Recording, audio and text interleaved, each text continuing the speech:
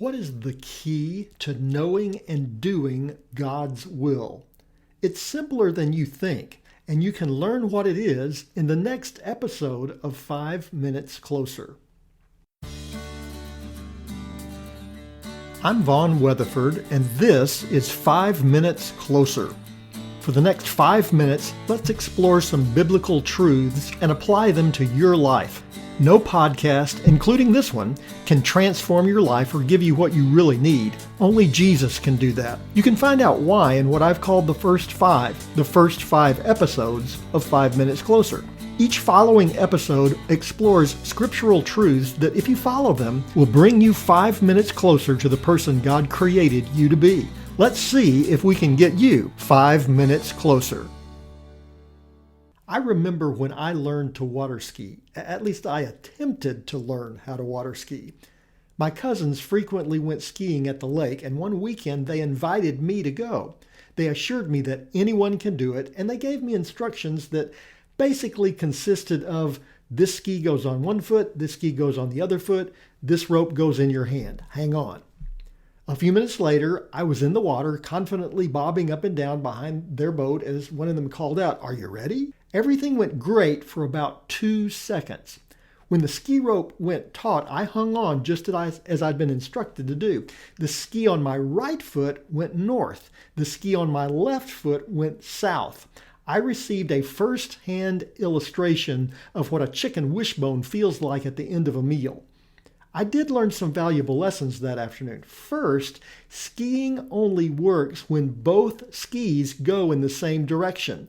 Second, if they don't, it's a really good idea to let go of the rope. James 1 verse 5 gives a spectacular promise. We talked about it in the last episode, that when we need wisdom, all we need to do is ask God and He will give it to us. The following verses 6 through 8, provide a word of warning. There the Bible says, "But let him ask in faith without doubting. For the one who doubts is like the wave of the sea that is driven and tossed by the wind. For that person must not suppose that he will receive anything from the Lord. He is a double-minded man, unstable in all his ways." In this verse, James does not mean that we will never have questions about God's will, or that we will always understand everything that God is doing in the world, or even in our own life. Just read through the Psalms. Over and over again, David and the other psalmists bring their questions to God about why the wicked prosper, or why evil even exists in the world. Therein is the key, revealed both in the psalmist's expression of faith and in James' direction in verses 6 through 8.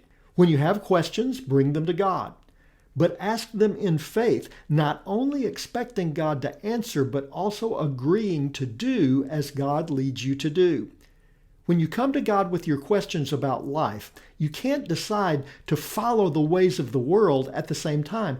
That won't work. The skis will go in the opposite directions.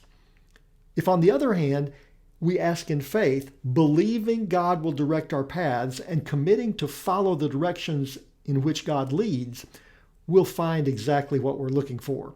We'll find and do God's will. That's the secret. When you want to know God's will, ask Him. When God reveals His will to you in His Word, do it.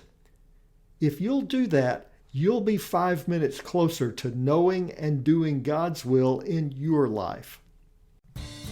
My prayer is that these 5 minutes have challenged you, inspired you, and caused you to consider applying God's message for your life from His Word. To find out more, visit our website at 5minutescloser.com.